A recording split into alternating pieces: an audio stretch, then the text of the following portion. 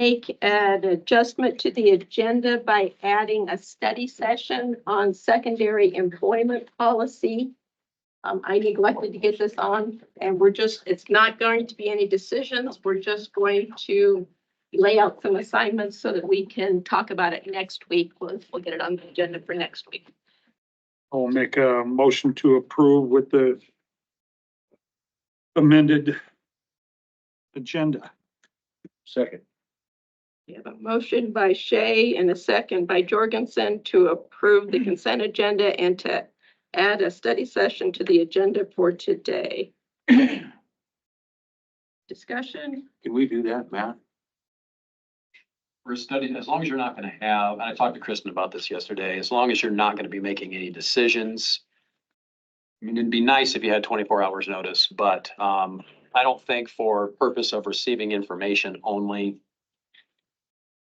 And I have some packets of the documents that exist today for the policy. I was just going to hand out more. As long as you're not going to be making any decisions, I don't have a problem with it. You're going to make decisions, or you're going to have any, you certainly cannot make any substantive discussions about any particular situation. That I would have some concerns about. But if you're talking just sort of receiving some information on generic policies, I'm okay with it. All those in favor? Aye. Opposed? Motion is carried. All right, we will move into scheduled sessions, a public hearing, discussion regarding compensation board's recommendation for elected officials for fiscal year 24-25. May I have a motion to go into public hearing, please? So moved. Second. Motion by Shea, second by Belt to open the public hearing. Melvin, will you call the roll, please? Chairman Miller, Aye. Supervisors Wickman, Belt, Shea, and Jorgensen. Aye. All right. The compensation board has a big job that they do for us annually. They met back in, was it November or early December?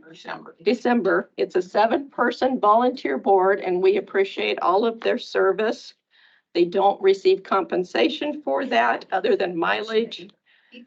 And they completed research for the salaries of neighboring counties and similar sized positions. And are there anyone in favor of do we approve or we talk about what was proposed in resolution in the packet or salary increases for the elected officials? Let me bring it up here. To approve the attorney salary at an increase of, I don't have the percentages. 4%. The attorney for 4%, the sheriff for 4%, the auditor, the recorder, supervisors and treasurers for 3.33%. Is there anyone in the public that would like to speak in favor of those recommendations? And if you are participating by Zoom and you want to be brought into the meeting, please raise your hand. And Mitch will let you into the discussion. And I said Zoom, I meant to say Teams. All right, hearing none in favor. In favor of your resolution or in favor of the recommendations? In favor of the recommendations. Okay. I will stand. So now we're moving for those not in favor of the recommendations. I was standing in favor. That's why I was asking that Oh, question. okay. Is I'm sort of not in favor of either, but I guess I'm going to stand in support of the compensation board. Okay.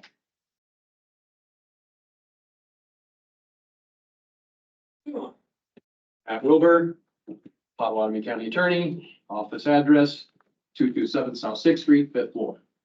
I want to chat with you a little bit about the compensation board, the history, and some concerns I have with how this board is addressing their recommendations. I provided the board with copies of 2 different documents yesterday. I've asked Mitch to pull those up. I should have brought my glasses. Oh, good. They're behind me as well. So I want to give, first of all, a little of the history of our compensation board. You have 7 members that are on that board. each of the elected officials, the treasurer, the recorder, the auditor, the sheriff, the county attorney, each has one member on that board. Board of Supervisors gets two. The history that we have, we generally have, we have two lawyers, we have insurance brokers, we've had retired county officials and elected officials. We've had members of the former employees of the Chamber of Commerce, bankers. My point is, this is a professional organization. They bring a professional board. They bring in good data every single year. They talk about the federal CPI, Consumer Price Index. They bring in Social Security information for what the feds are looking at for cost of living adjustments. They bring in the ISAC salary surveys from around the state to see what officials are making, as well. That's what they're required to do by code. They're required to take a look at the position, not the person, and decide what is a fair compensation for those positions. I've been county attorney now. I'm on my 22nd year. This is the first time I have addressed the Board of Supervisors about the compensation. I'm generally speaking, and I think I see Roger Williams here, who's on the compensation board. Roger, how long have you been on the board? 13 years. 13 years.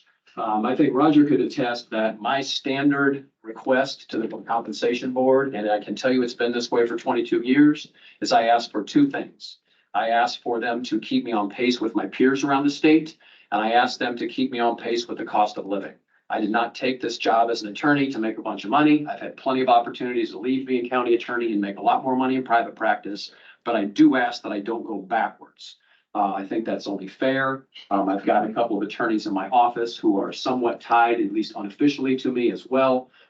They are career good prosecutors. And so when I don't get a very good increase, they don't get a very good increase, which means their families have to deal with that as well. So that's why I'm standing to speak. The comp board this year, and in fact, I can't think of a time in 22 years where the comp board has been anything other than unanimous in their recommendation. Again, 22 years, and that's not just my representatives, that's yours as well. People that you appoint come in and study. It has been unanimous. In 15 out of those 22 years, this board has accepted their recommendations without a change. Never before until the past 2 or 3 years has there been a reduction in greater than 50%. And that one time there was a 50% reduction, it was because the comp board recommended 2% and the board approved 1%. So it's not like we've seen massive decreases. The comp board has done a very good job of trying to keep us on pace. And so somewhat disappointing to me, as I say, this is the first time in 22 years that I have been standing up and addressing the board about salary increases for elected officials, is that for the past 2 years, not one member of the Board of Supervisors has attended the comp board meeting. I do recall the board meeting before that, Susan said she had a conflict, so I'm not blaming you this year for not being there, but we had not one in attendance. Not one time did I have any board member reach out to me and talk to me about what we should do with the comp board recommendations for increases. I sent out an email yesterday to the board.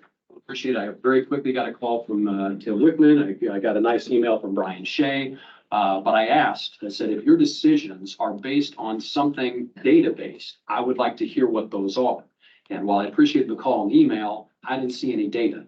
And so that's what I want to talk about a little bit of some data that I have gathered. So Mitch, if you could put up the Federal Reserve wage comparison.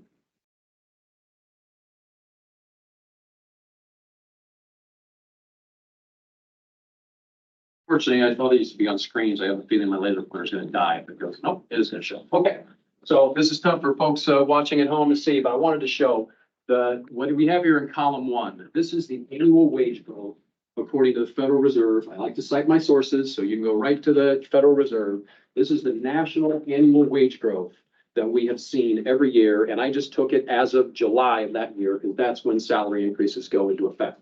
And so you can see what that has been historically, with the exception being, right, that the 2024 is based on the best information that the comp board had at that time, because we don't know what it'll be in July, right? So that's 5.2. So you can see that if you take the cumulative wage growth, and I just went back 15 years from 2010 to 2024, cumulative wages have gone up 67.96%.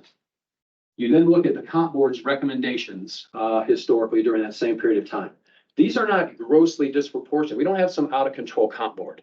We have recommendations, 1, 2, 2.5, 4, 4, 3, 4, 3.5, 3.25, 3.5, 2.5, 3.5, 2.5, right? They're making, and if you look at them in comparison to the actual annual wage growth during this period of time, right? This is the difference from the sort of the ideal from them from them tracking with the national wage growth. If you would accept it in every single year, and most years you did, right? Where we would be at in relation to that average wage growth. The highest the comp board would ever have been off, ever, was if you had accepted their recommendation in 2021, they would have been under by, 2022, they'd have been over by 2.3%. That's it. Year before, under by 2.16%. They have tracked what the national wages average has been very well every single year. These are the actual increases that the board has given. And you can see in most times, the board gave what was recommended, right? 1% recommended, 1% approved. This is the one cut that we saw that was significant, 2 to 1. Otherwise, 4 to 3 is the biggest reduction I think we see during that period of time, all the way down to accepting their recommendations in 2021 at 2.5%. What they didn't know in December of 2021 when they were meeting is that inflation was going to hit all of us pretty hard by the time that increase went into effect in July. And so what happened in this year is that we were underpaid, and they didn't have the time to correct that. So the comp board moved to correct that. And so they recommended 10%. And had that been accepted, we'd have been about 2% over the average. This board cut it by 60%. I think honestly, they were probably a little high at that 10 at that time, right? But if you'd have cut it in half, we'd have been closer. But this board did not. It cut it by 60%. So the next year, they make an attempt to correct once again at 10%. This board reduces it by 65%, down to 3.5%, which now has the effect of putting us 6.07% down. They try again to correct. This year, they recommended 12% for the sheriff and I, and 10% for the other elected officials. This board is now poised to cut, according to your resolution, by 67%, by 2/3, which then will have the effect, according to where we're at on national wages, of taking my salary. The sheriff's a little different because in one of these years he had a higher increase, but this would be the same for the treasurer, auditor, recorder. They've received the same increase that the county attorney has over this period of time. So if this board adopts the resolution you're looking at, we have gone backwards by 12%. And that's 12% according to, we're dealing with inflation and other wages, right? So that's just looking at the entire sort of country, what the average wage growth has been. We're backwards by 12%. If you had adopted the comp board's recommendations this year, I would be up by 0.11%. They are within 0.1%. So it's not like they're not using good data when they're making their decisions. I fully understand 12% is not feasible. I understand politically that's an impossible sell. I don't think 10% was a politically feasible, and I'm not asking for those types of increases.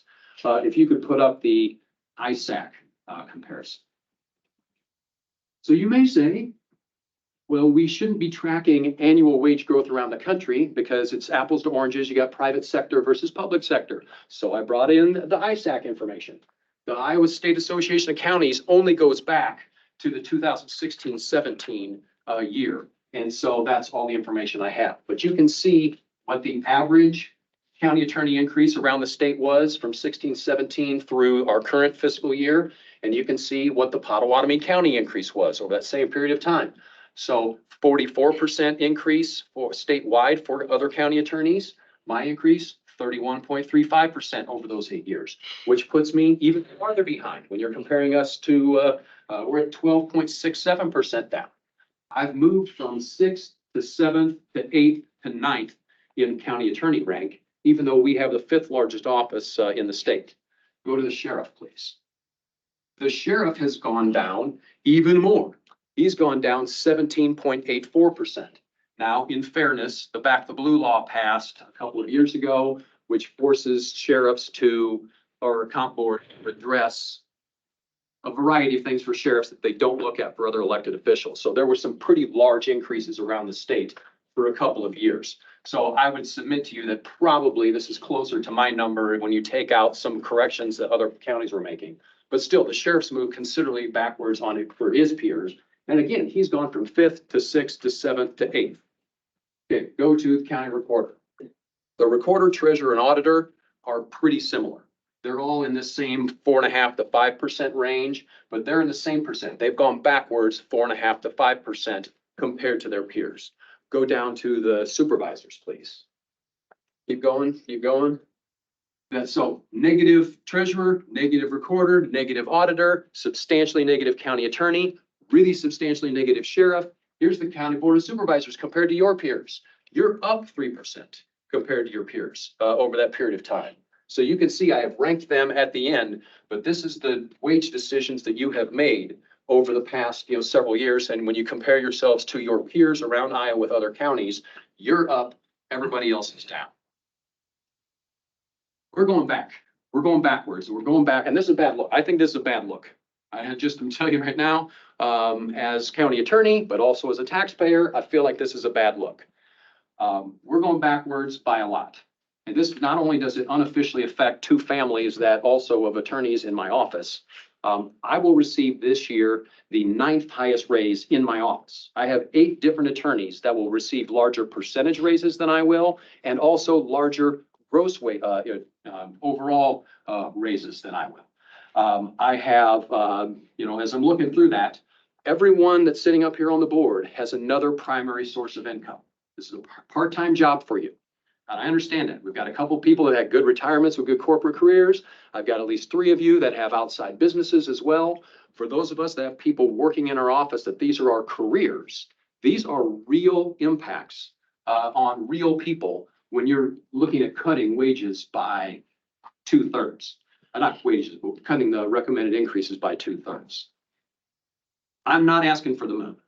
My recommendation is that you should cut the comp board's recommendation in half, not by 2/3. If you would have cut it in half for the past 2 years, from 10 to 5, from 10 to 5, from 12 to 6, honestly, the recorder, treasurer, and auditor would be right on pace. I would be significantly in a better position than I am. What you're poised to do is once again have us, you're once again poised to have us go even further negative. At the very least, when you're heading in a wrong direction, the first thing you do is stop going in that direction. Then we can start working on maybe looking at how we correct that going forward. But if you approve a 4% increase for my office and 3 1/3, we will continue to see all. I've got 9 and 10. I said I'm 8th ranked right now. I have 9 and 10 knocking at the door. I've got both of those are about $200-300 less than me. If they receive increases higher than that, I will be the lowest ranked that I've ever been in 22 years in relation to my peers. And so that's what I'm asking is that you reduce this by 50%.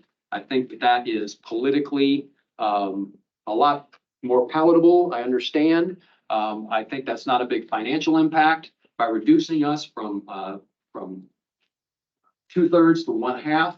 That will have a difference in the county budget of about $42,000. That includes salaries, that includes FICA, that includes IFRS contributions. That's the difference because you've got the county elected officials that impacts, and also some collateral deputy salaries that would have to go up as well. So doing that, that's the effect of roughly $42,000. And so that is the recommendation that I am making.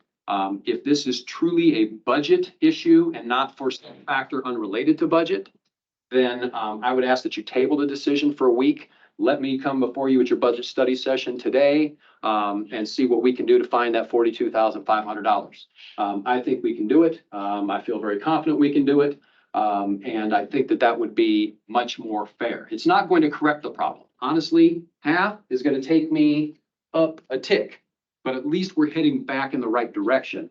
Where then maybe next year, I think we are in a position to at least see what we can do to get on pace.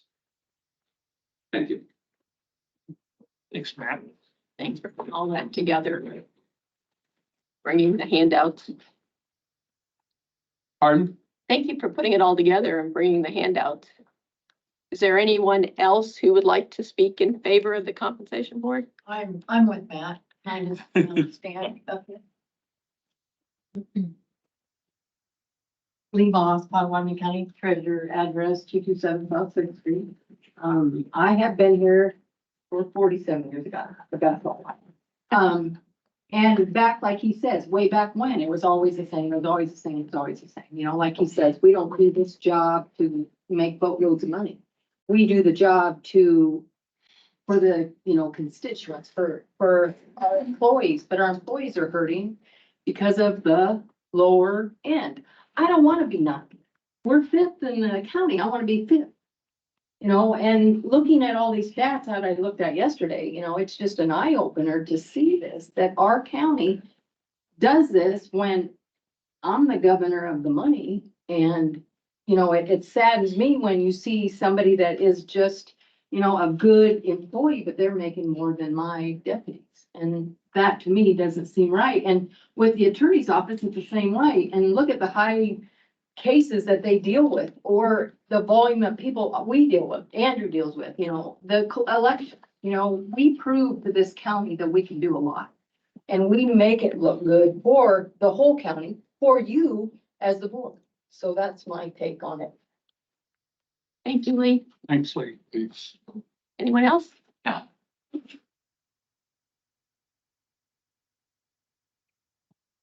Andrew Moats, 227 South Sixth Street.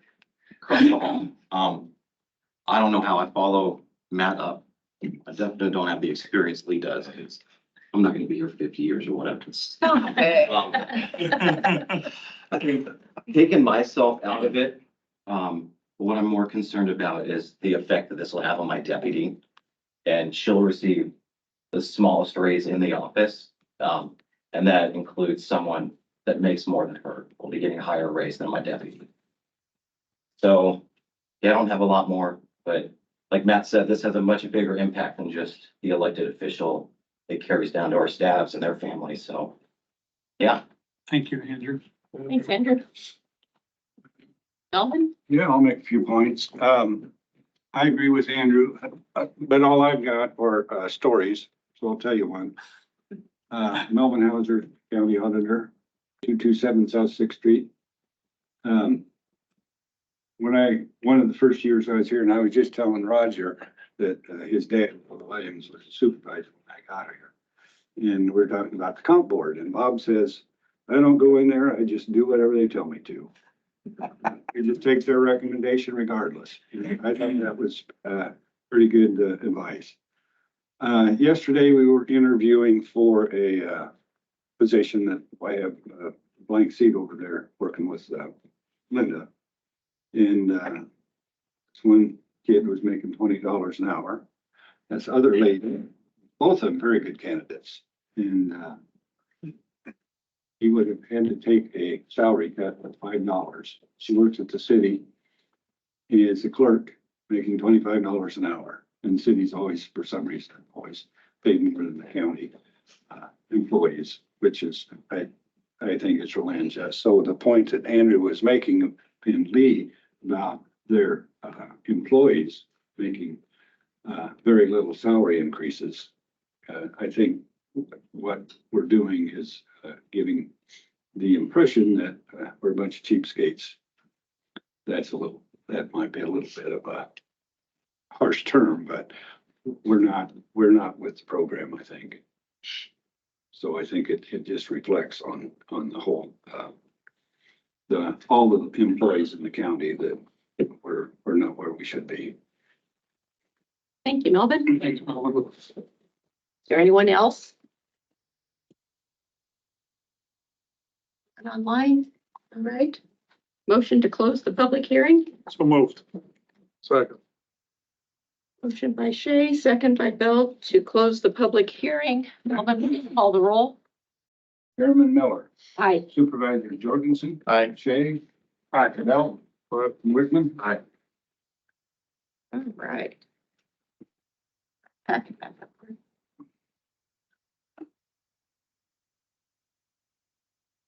So next on the agenda, we have approval of resolution number 22-2024 regarding the compensation board's recommendations for elected officials. And Matt has suggested that we table this until next week, look at some adjustments. If we need, he said, didn't he? Well, You need to. I mean, we can approve the resolution as printed, or we can take it back and revise it and bring it back again next week. For the supervisors, if we accept a different amount than what the comp board has recommended, we have to approve that 30 days prior to certifying the budget. And we would still be within that time window if we put it back on the agenda for next week. Say that again. For the supervisors, if we accept something different than what the comp board has recommended, then we have to certify, or we have to have the resolution approved 30 days prior to the budget being certified. And we've got the budget scheduled to be certified on the 23rd, Well, the budget to be approved. the budget to be Certified. certified by the 30th. No. Approved by the board by the time of the budget hearings on the 23rd. Okay, That's a technicality, but certification comes after that. okay, but we're within the time window is my point. Right. You'd be by the 23rd. By the 23rd. So we don't have to take action today. I really appreciate you all speaking during this. Am I good? Yeah. Okay, I really do. I think we have a successful county because of the group that leads this county. And our biggest problem is doing the budget. You all know that. And I feel you deserve a good raise. I really do. And I feel that maybe we do it 2/3 rather than a half. And that's my feeling. Since being on the board, I've become very, I like the employees we have in place. I love your department heads. Matt, you are a great county attorney. I mean, great. I was at a meeting not too long ago with other county supervisors from around the area. And we all got to talking. Now, I'm not all that familiar with the compensation board, but we got counties like Cass County, Montgomery County. They're very much facing budget difficulties and just getting raises to their employees, period, because they're losing population. Their comment on the compensation board was they would like to see do away with the compensation board. Okay. Now, the thing that we have going on for us in Pottawatomie County is that we're growing. You know, we're gaining population. We're gaining, taxpayers. So that's to our advantage. Now, again, I'm not all that familiar with the compensation board and what has to be observed and not observed. I would love just to meet individually with each department head and have a discussion, give us, Matt, I don't want to lose you. Matt, I don't want to lose you. Andy, I don't want to lose you. I don't want to lose the sheriff. I want to see you guys satisfied with working for Pottawatomie County. We can't compete with the private sector by any means. But there's still advantages to having a government job, a county job. And I would love to see all of you satisfied with wage increases and with the being a department head. I'm just going to say this. I will work very hard with what you guys have been telling us today to see that you guys are satisfied with what we can deliver. Of course, on the other side of the fence, we're facing a budget crisis, basically. But we can come and meet in the middle And I think we can still be happy on both sides of the fence. That's where I'm at. So,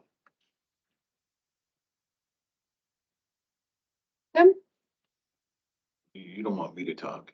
Okay, Scott?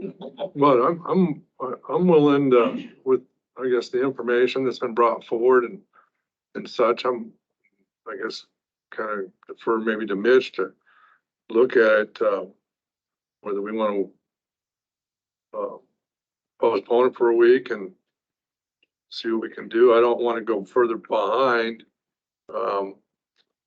You know, we are a little bit different in some of those in the sense that we don't have the tax base that some of those other ones.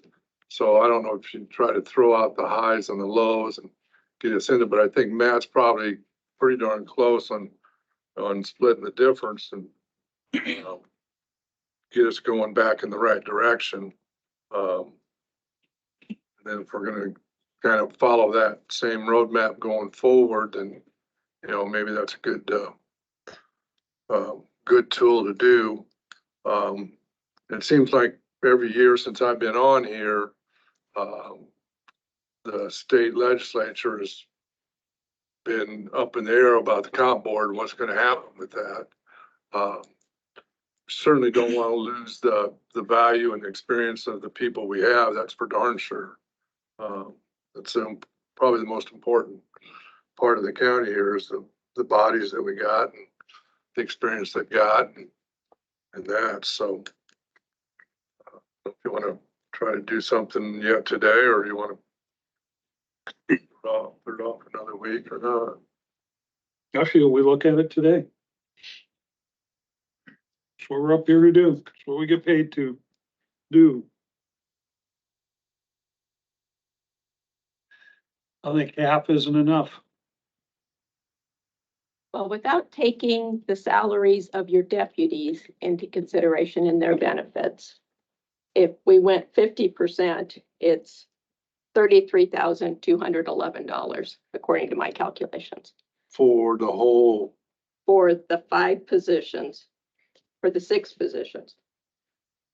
No, Okay. just for the 5, taking the supervisors out of the equation. okay, It's 33,000 to go 50% increase.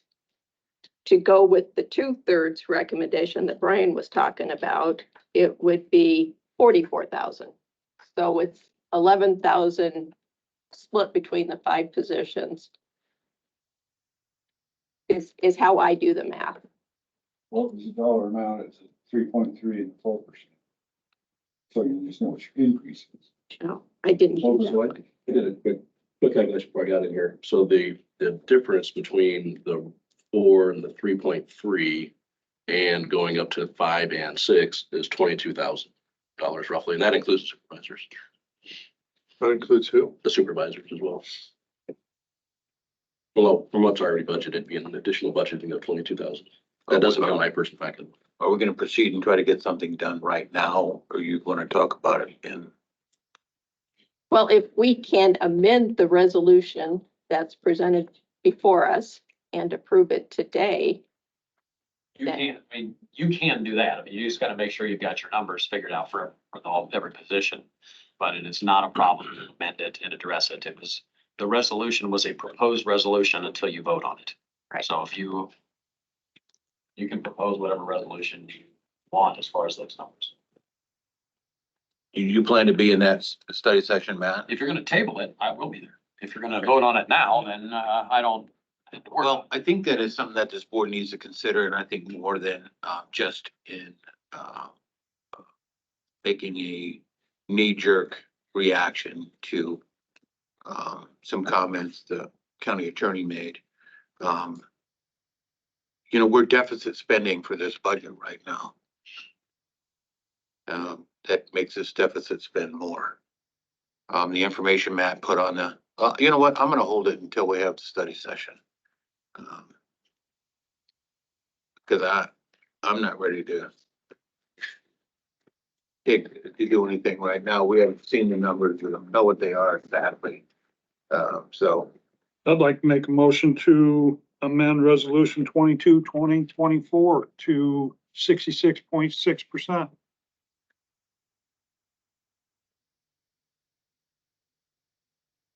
Got a motion on the floor To to, reduce it, by, to a 66%, 2/3 level. Rather than 50%. Okay. Seeing that, It's not in there. going off script. We have to take action on resolution 2224. Either we table it, right, we amend it, which is what Brian has a motion on the floor to amend it. amended to 66.6%. Is that of the 12% and of the 10%? Correct. Okay, Yes. and of the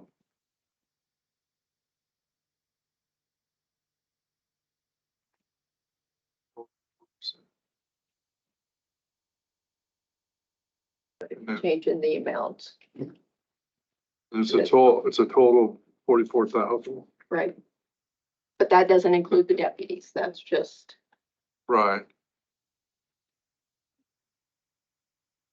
Did you do any math on that? I had about 5 minutes before the meeting to go through that. Okay, and I think we ought to, also, I guess I'll second it for discussion. all right. I feel these people out here save us money on each of their budgets. We were deficit spending last year, and we seem to pull it out really well this year with their guidance and their funding. And our treasurer done some really magnificent stuff with monies that really helped the county a lot. No one's ever really said that. Thank you, Lee. Yeah, and that was incredible what you done. And I think what you do is worth the right increase. With my That's what we work With for. my friends. Yeah, Last week when we were talking supervisor salaries, it was a split vote, 3-2, on whether to go with the same that we were recommending for the other elected officials or to take 0. And 2 of the supervisors were adamant about 0. Don't have to take 0, you can reduce it to 3. Any percentage you want. Correct. Okay. But I just wanted, Right. that was a discussion that you weren't aware of. And it was a close vote.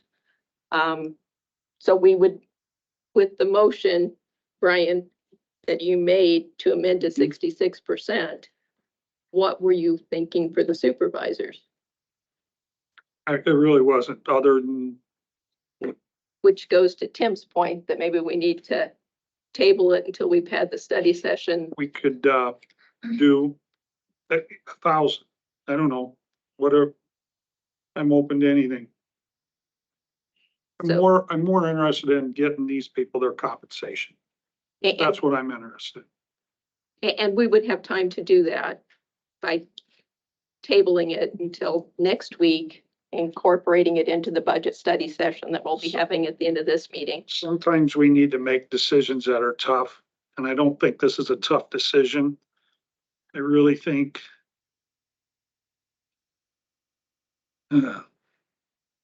after looking over some things, I truly do believe I stand with this, my motion to approve. To approve the 66% 66.6, I believe this.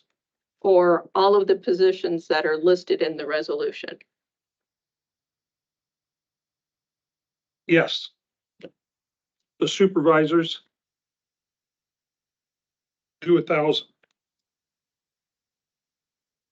You know, there's new people coming on the supervisors every year, every other year, so.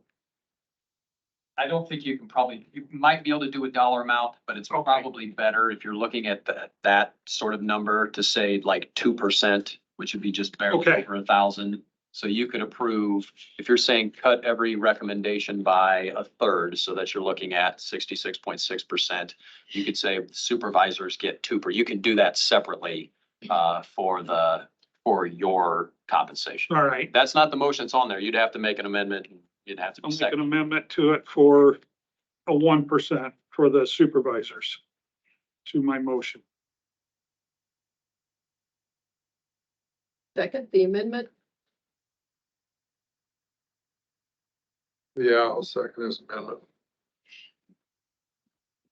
Matt, well, you were suggesting that you would be satisfied with, a 5% increase. That's what you were stating, is that correct? I said I'd be okay with you cutting it in half. Well, in with half. 6. Oh, I'm sorry, yeah, I'm sorry. Got it. I'm not saying I'd be happy with it. Yeah, I understand. I'm saying that I would accept it. Okay, cutting it. I mean, I'll accept, honestly, whatever you do, tomorrow we're going to be friends and, I'll be here advocating for you for the next 365 days. But today I got to advocate for myself in my I office. understand. Okay, so cutting it in half, and I was willing to accept that. Now, Susan talked about us county supervisors talking about our wages. I was willing to forego any increase this year for me. Brian suggested that if I did get an increase, donate it to the conservation board or whatever, and I probably will do that. But seeing what you had on there for the supervisors was a little bit of an eye opener. I don't want to be in that position that, you know, all of our department heads are going backwards, and yet we're still, you know, we're still advancing. I don't want to have that on my mind. You know, if we're all gonna sacrifice, we all got to sacrifice. So where I'm at,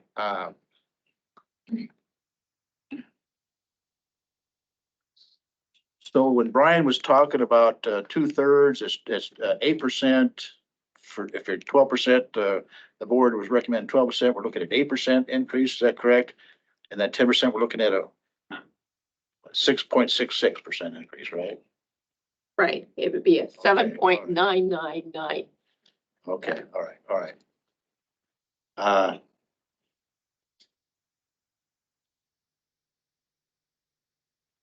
I almost would like to see, have a further discussion on this and then take a look at the numbers.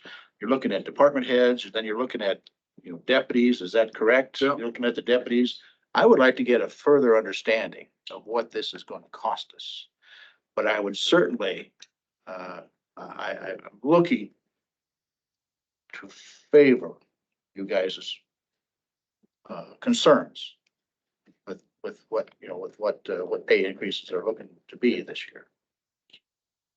But I don't know the whole cost right now. I need to see It's, something along those. it's minute compared to what our treasurer done with moving some monies around. I understand. But again, you know, again, I would like to see the figures in front of me to make my No, decision. I appreciate that.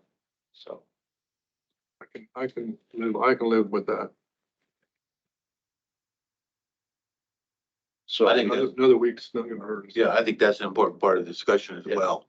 You know, when Matt put those, he made a few comments, I'll address it in a study session that, I think were extremely unfair.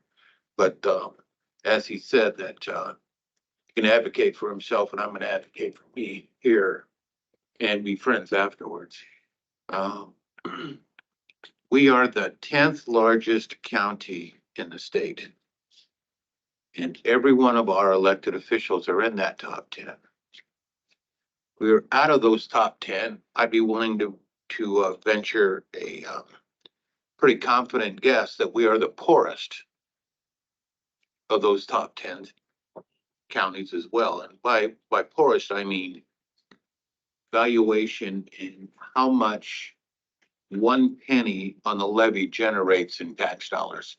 So a house in Potawatomi County, an average house might be 250,000. The average house in a Blackhawk or a Lynn could be 350 to 400,000. So their penny generates a lot more money than ours does. And we know full well that the state is going to have some impact on whether or not we can even consider raising or lowering. Well, we probably won't be able to raise it, but they're gonna have an impact on how much we have to cut next year. And I think that's what needs to be part of the discussion. And I agree with Jeff that I think that this position is fairly paid, the one that we're sitting in. And well, Matt said it's a part-time job, might be for some, might not be for others. So, but either way, I think it warrants further discussion, and I think shooting from the hip and making a decision on compassion is not the right way to go. So I think we should table this thing and have a further discussion. And by the way, we will have to have this discussion again on when we certify the budget. Isn't that the actual time when we determine? You can approve this resolution anytime you want. It will be on the budget hearing, Yes, that's what I'm talking about. but if. I looked at it. And I'll look to council on this one, but I think if you approve a resolution now, it won't be needed. I read the, Historically, we always did it. We always do it during the budget hearing. because that's what the code says. Okay, The code says the compensation board shall provide the board with the information or something so similar to that. there is motion and movement on salaries for the That's correct, elected, okay. which needs to happen. in- So we'll be doing it, again, apparently. We'll call for a vote. We have, and this is the motion that was made by Shay, second by Scott, and amended to approve the elected officials' compensation at 66% of what the comp board recommended, with the supervisors getting 1% increase. Correct. All right. Okay, Chairman Miller, Nay. Supervisor Shay, Aye. Jorgensen, Nay. Bell, Okay. and Wickman. Nay. So now we'll have a motion to put this resolution, will be the same resolution 22-24 on for next week's agenda. Is that what it will be? After modifications from study session. After further discussion. I don't know that it needs a motion. I think it's chairman's prerogative to, Okay, if everybody's willing to postpone.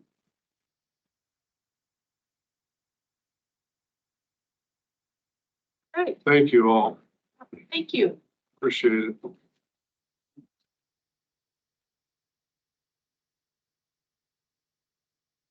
All right, next up, Becky Linehan, Finance and Tax Officer, Auditor's Office. Discussion and/or decision on setting public hearing on Potawatomi County's proposal property tax levy for fiscal year ending June 30th, 2025, and to approve publication request.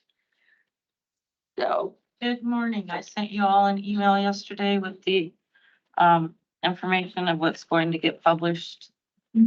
Pretty self-explanatory, I would think, if you have any questions. and you'd like the public hearing set for April 2nd, Second at 10 a.m. right? And that does need to be a separate hearing than the normal, a separate agenda. Correct. It's like a full separate meeting. I'll make a motion to approve that. I'll second that. Is that what's going out, what you sent us?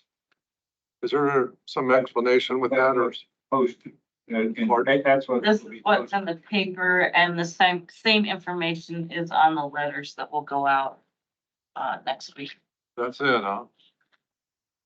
And we're working, there's also a mailing that's going out Yes. March 20th, and we're working with Greg Carlson on putting some information out to explain what this mailing's going to be. Becky sent to me the ISAC training. There is a webinar and a PowerPoint that I found really helpful to understand all of these little pieces that she's putting together in compliance with the House file changes. And I can forward those on to you guys if you want to Would you review them please? as well. I think it will better position us to answer questions and it just helps explain what's going on. Yes, and I'm going to meet with Craig this week to get that press release. Okay. Thanks, Becky. And I would suggest just bringing somebody in who hasn't been involved with the process to read what's being drafted, just to see what their interpretation is. Becky, on the tax rate countywide, that's 730, let's just call it 732. General, so, yeah. And the debt levy. What are those numbers? You do have those? The general is 3.58253. Sup is 3.38. And the debt is 0.36325.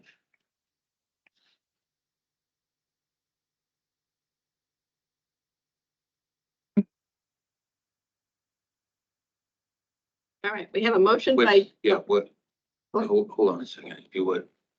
So those three numbers are supposed to add up to the 732. Yes, sir.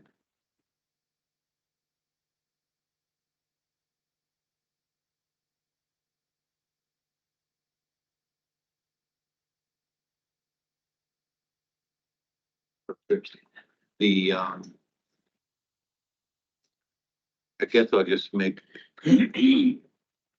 another comment. I mean, this is the first time I've seen this form, and I think that, this doesn't have anything to do with you, Becky, but all I think this is gonna do is confuse the hell out of our taxpayers because they're not gonna be able to understand it. When you I think take we a, all That's think pretty that much- way. that's pretty much your consensus. Of the whole state.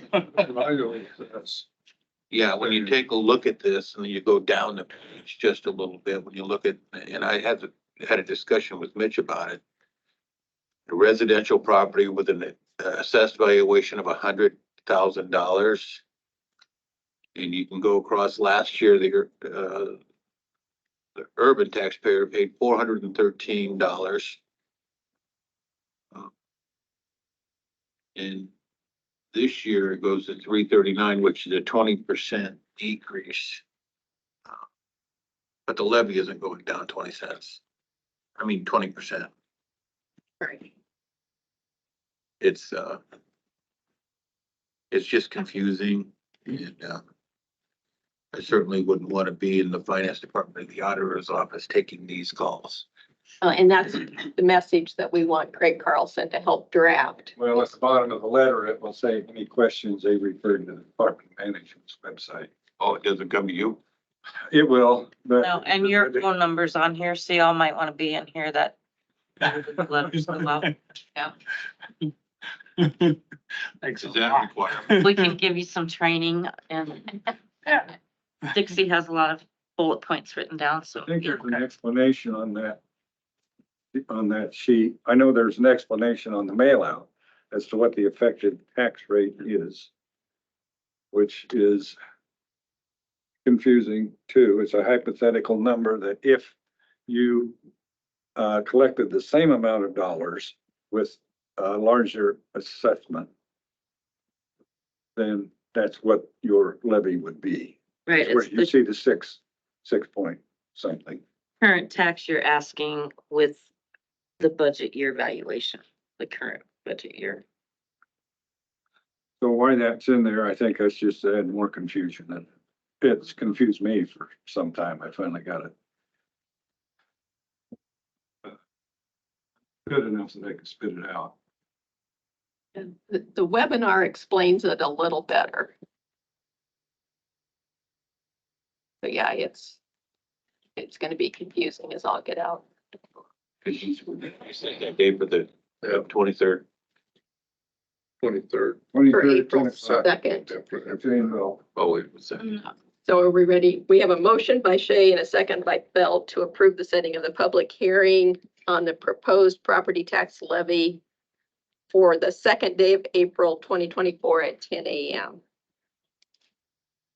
All those in favor? Aye. Opposed? Motion is carried. Thank you. Thank you very much, Thanks, Becky. Becky. Thanks, Becky.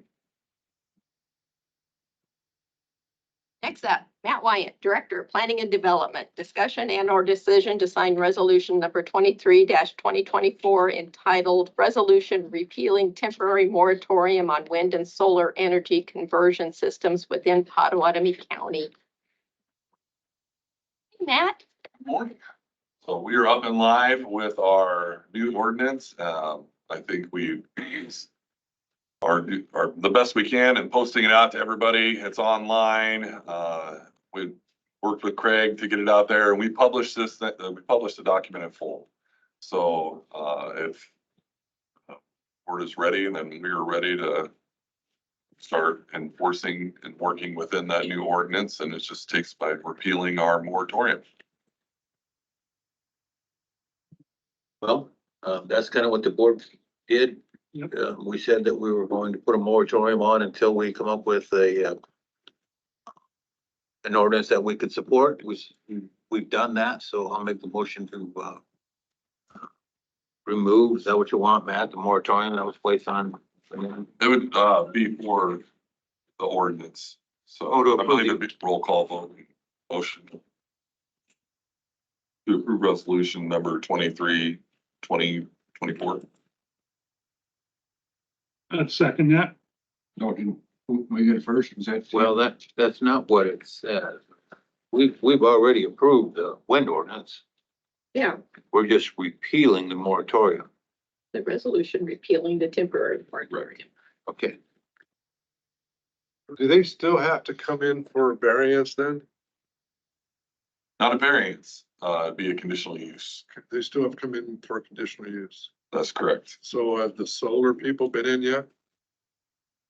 Solar? Yes. No, I've not heard it from any solar. Haven't heard anything from any solar people. Anyway, Not commercial in nature. We have a case that's going before the zoning board of adjustment on some private solar arrays that were actually put in by Potawatomi County Conservation. But I've only talked to commercial wise on the solar side of it. I've only ever talked to the property owner who states that they have signed a lease. I've not been in contact with a solar company. Company. Signed quite a few leases.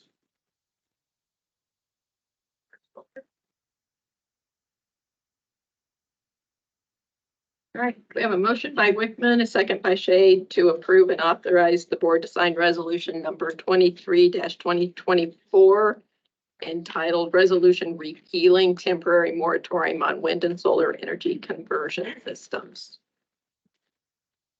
Melvin, will you call the roll, please? You said Wickman and Shetty, Yes. Yep. Chairman Miller, Aye. Supervisors Bell, Wickman, Shay, aye. and Jorgensen. Aye. Matt, I have a question for you real quick. Yeah. I got an email from a Madison County supervisor saying that the state legislature is taking another look again. I don't know how they work around it, but of controlling or ordinances, statewide ordinances for wind energy. Have you heard anything along those lines? They're taking a second look or maybe having a go around of some kind? Not from we have a COZO representative that stays up there. COZO is the county zoning officials representative. He kind of stays up there and watches what's going on in the legislature. And I have not heard anything from Joe in regards to that, but it would not surprise me. I do feel that there are enough counties taking a real hard look at wind energy systems. The state probably do something. Okay. But as soon as I hear, I will inform I the board. appreciate that, yeah, because Yes. if we have to take a trip to protest anything on the state ordinance, I'll certainly do it. I want our ordinances enforced in place. I agree. Tomorrow is capital day. Is it? Yes. there's ISACs going on this week up there, and, so we're gonna run up, tomorrow morning, because Kelly Garcia is up there speaking, I believe I think she starts talking like 9:15, 9:30. Where is she speaking? Trying to. At ISAC, she's gonna be talking up there about the, consolidation efforts, regionalization efforts. The public health affiliates or? Not with the public health affiliates. It's an educational session with ISAC. It's on the agenda. If you wanna check it out. I didn't see her. Yeah, I'll check again. so we're gonna run up and hear her speak and see what, hopefully she lays out a good path of what she's thinking. Hopefully she's done some work on it since she presented last time. We were up there, or I was up there for the supervisors meeting a month ago. All right, thanks, man. Yep.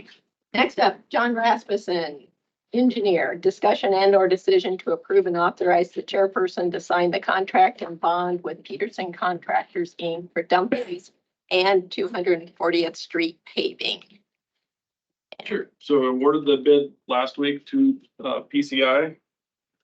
The bid amount was $2,236,617.94. So that includes both Dumfries and 240th Street. Make that motion. Late start date is April 23rd. And completion days, What? completion days. We have 100 working days included. It's a working day. Second that motion. Okay, we have a motion by Belt and a second by Shay. Any additional discussion? All those in favor say aye. Aye. Opposed? Motion is carried. John, Should be a contract and bond. Yep, I've got him right here. before long, we gotta look at 240th Street up to 92. Yes. I think that's gonna be a mess if we don't get that. That was kind of part of our original plan was to get to 92 with 240. So we have survey on it. But we don't have a design or have it funded, I guess. And you thought that'd be asphalt, correct? Yes. Okay. That wouldn't be curbs, but it'd just be shoulders. No, it's just gonna be a kind of a rural highway section. Okay. It would be the same works we're doing on Dumfries and 240th. I think for the amount of traffic that'll eventually come to that area, we'll need a second outlet for sure. Yeah, I think it'd be good to get them to 92 as soon as possible, instead of coming up through Wabash. And we talked about seal coating it, but that's a, Yeah, the seal coats, I don't know what the total traffic's gonna be, but it doesn't make sense to have higher capacity road kind of isolated by a seal coat either, but it might be the best we can do, I guess. to start out with. Cause the numbers right now aren't gonna be there till there's more homes there. Right, till it builds out. Yeah. And we'll have to revisit it at that time, or a future board will. For sure. Okay, thanks.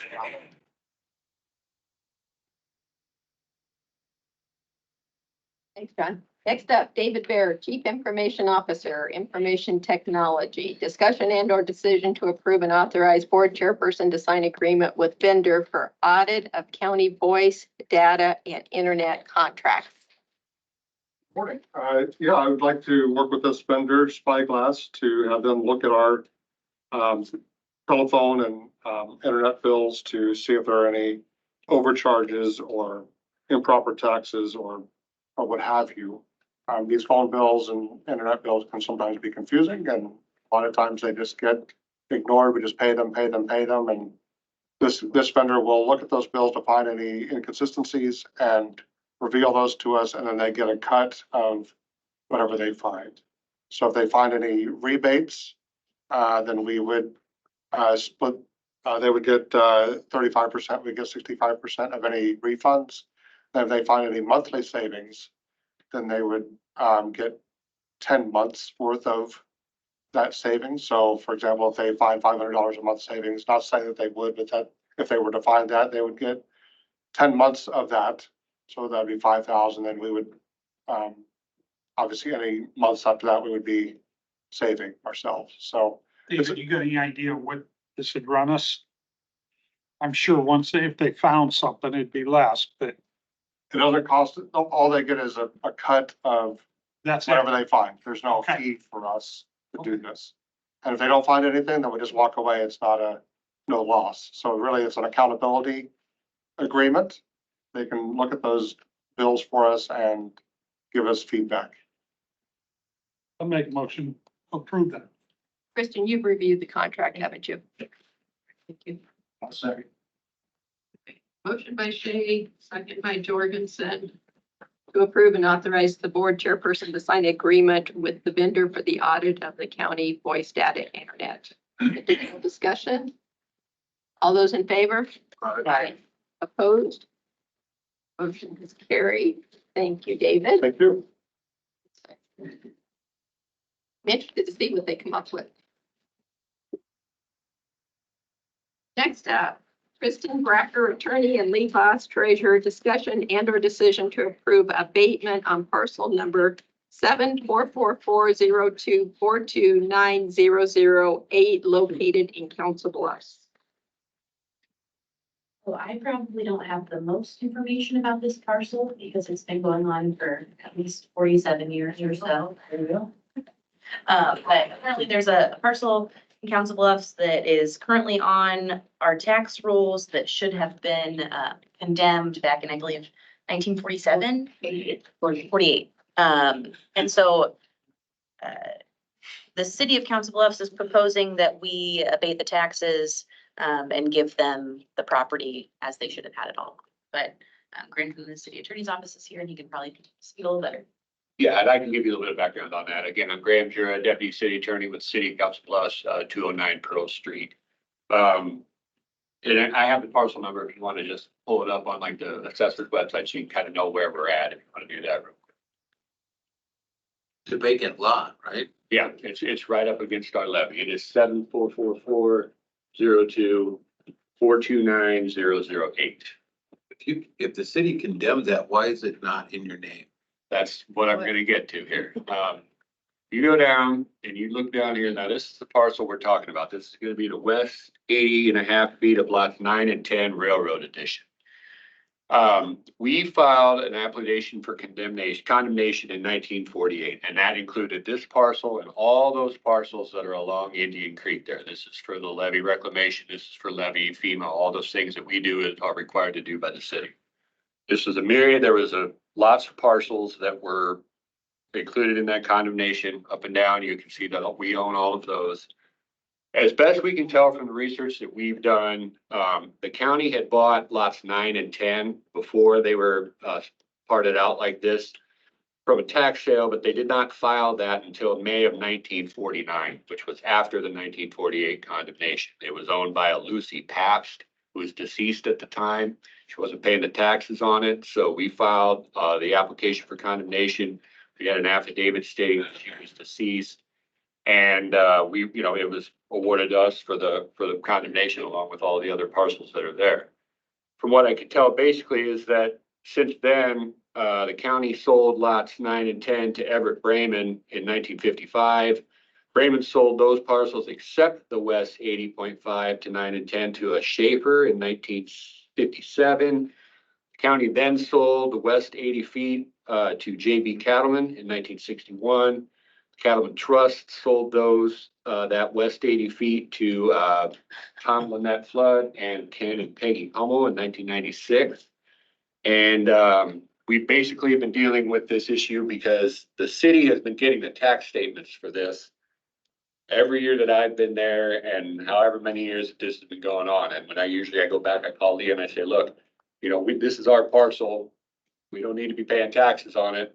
And it's just kind of been pushed and pushed and pushed and pushed to the point where I just don't think there's any need to do this anymore. And I think if you could just, by looking at the research of it, the property was awarded to us for condemnation. And I think what we're doing is and I know I didn't pick the best day when you're talking about salaries and everything to pay taxes. But I think we're just looking to clean this up so that both the city and the county don't have to deal with this anymore. And if you're able to do that, abate the taxes so that they can sign the tax certificate over to us, to the city. We can have that parcel in our name fully. And that's also gonna be something that we do need to do as far as levy certification here in the next year or two. It has to be all clean, so that's essentially what we're here asking for. And I've been working with Leah and Kristen on this, so. That's it. So there's, $13,000 with the taxes due on it. 13,700. What, how are you going to get the deed to this property? And the tax certificate. The county holds the tax certificate. So we bought it 50, is that what it, we bought it at 15? No, we bought it 90 something Yeah. when the Hummels never paid it and the floods and they left and went to Florida or wherever they went. Yeah, and I think, best I can tell, I think all of the Hummels are deceased, and I think Tom just passed away, I think in the last year. I think that's the only one that's left. She's in Texas. Is it even a buildable lot? No, it's not. We have no interest in building. It's just, it's for our levy. It's, Clean it up. it's part of our levy. It's part of our, So we just, And this is something that was actually condemned. Right, it's just somehow the paperwork got messed up. and it- Yeah, Correct. so, Correct. I mean, there's a couple ways to handle it. This vehicle seems to be the easiest, which is just give them the tax certificate and abate it. You can do some sort of action to quiet title, because the reality is it should have been the city's the whole time.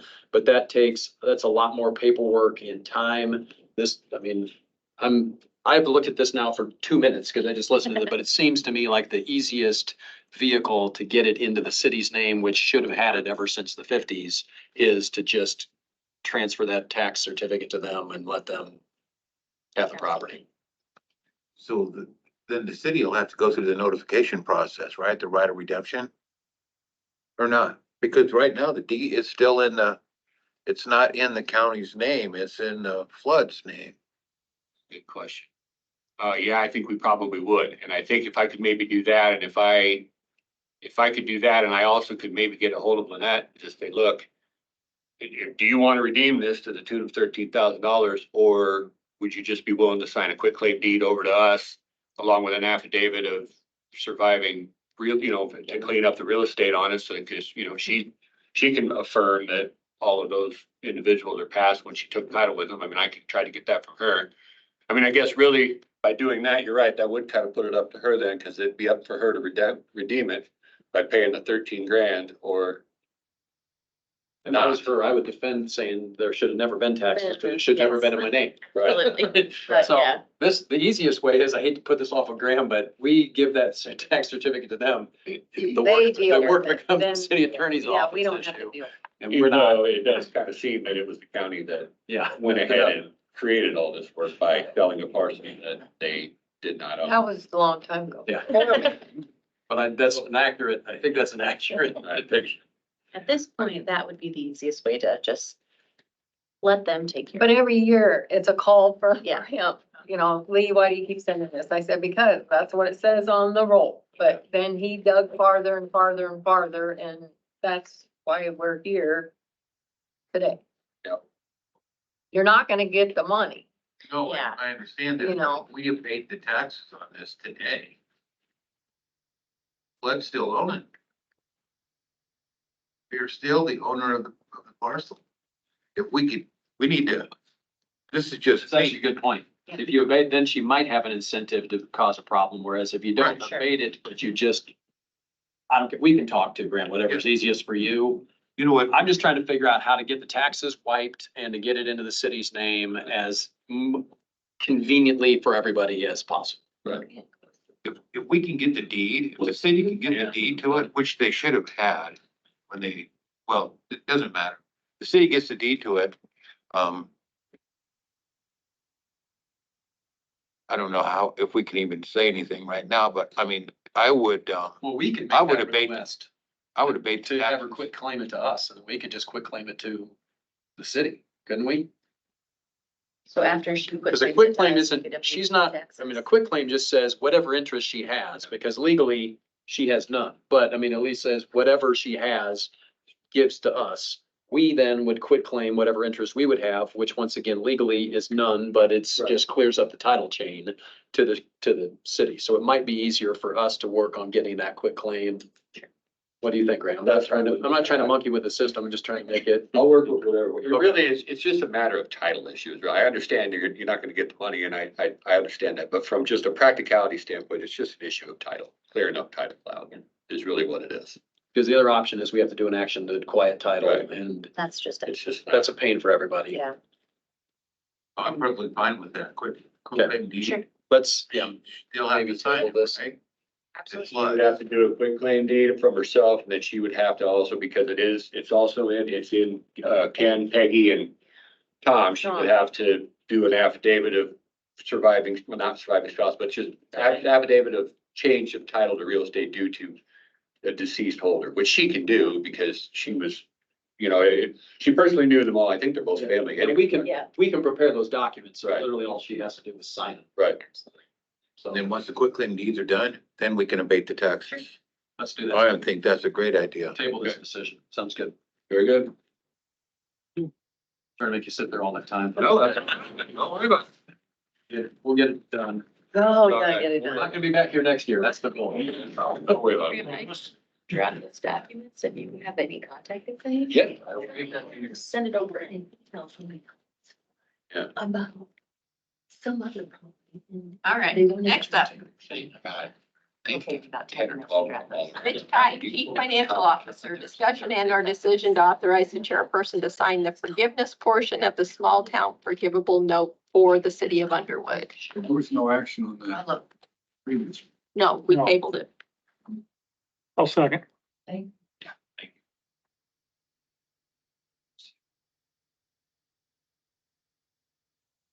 Just reminded me of that kind of bike trail sidewalk through town there.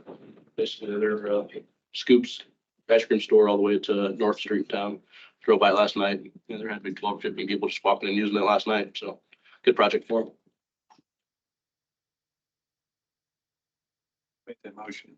Motion by Wickman, second by Shay, to authorize the chair to sign the forgiveness portion for Underwood. Additional discussion? All those in favor? Aye. Opposed? Motion is carried. Next up, Jana Limerick, Director, Human Resources. Discussion and/or decision on renewal of county employees fiscal year 24-25 health insurance. And this was what was presented to us last week. Yes, this is following up from your presentation last week for the official vote to approve the health insurance increase of 3.66% with no changes to dental, vision, any of our other lines of coverage, and no other changes to the benefit plan. So move. Okay, second by Jorgensen. Additional discussion? All those in favor? Aye. Motion has, or unite? Motion is carried. All right. Thank you, Jana. Thank you. All right. Committee appointments from last week. Does anybody have any updates they want to provide? I went to the Board of Health last Friday.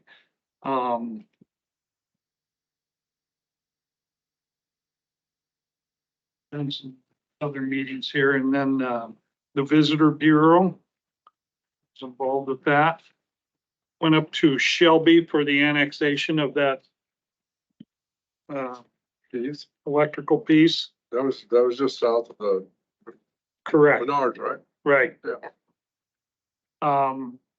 Then we've been working on some, land pieces for the, trail heading back from Smith Park back towards Council Bluffs. We've been out there a bunch. And we've got agreements with almost everybody, but one lady, she seems to be out of town or something, so. We keep swinging the bat, so. I was at the, both Brian and I were at the Veteran Services, meeting yesterday. And you know, they have some, I guess, some misunderstanding out there among veterans of what qualifies as a veteran at the federal level and at the state level. There's two definitions, as you can say. And they're gonna be facing some criticism from that, just to let everybody know. We're looking to hear from some people, but it's a state issue. And I think they have to understand what defines the veteran at the state level. They're not understanding that. Good. Hopefully we get some resolution on that. I think we will over time. It's just, there's always a little passion and things like that. Right? Yeah. Can I ask you a question? Yeah. Why is the state trying to determine who's a veteran and who isn't? The federal government does that, don't they? Well, like I said, benefits. You know, you qualify as a veteran to receive federal benefits, and then you qualify as a veteran to receive state benefits. The state again has this different criteria where they look at, for instance, reservists that do not serve in the theater of war or overseas. 90-day veterans. When I was in the Marine Corps back in the early 70s, I went to boot camp, and I enlisted in at that time was what they considered the Vietnam enlistment program. So I was not just in there for 90 days and I'd go home. I was in there for my full enlistment. Those that were in reserve were in for 90 days, and then they could go home. And if they were called up, then they can go back into active duty. That's the difference. That's the difference right there at the state. So you have to be deployed for a certain level of time. If you're in the reserve, the National Guard, same thing. You have to be deployed for a certain length of time to qualify as a veteran to receive state veterans benefits. And if you're not considered a veteran. Is that what I'm understanding? A veteran eligible for benefits, right? Right. Okay, and there just seems to be, it's a state issue. And it's like they want to battle this over here, the Veteran Service Office. And it's not their battle. Right. It's Des Moines. And so whatever they got to do. They felt they handled it as best they could.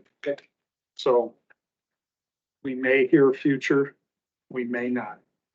Okay. Scott, do you have anything you want to add? We ready to go in closed session?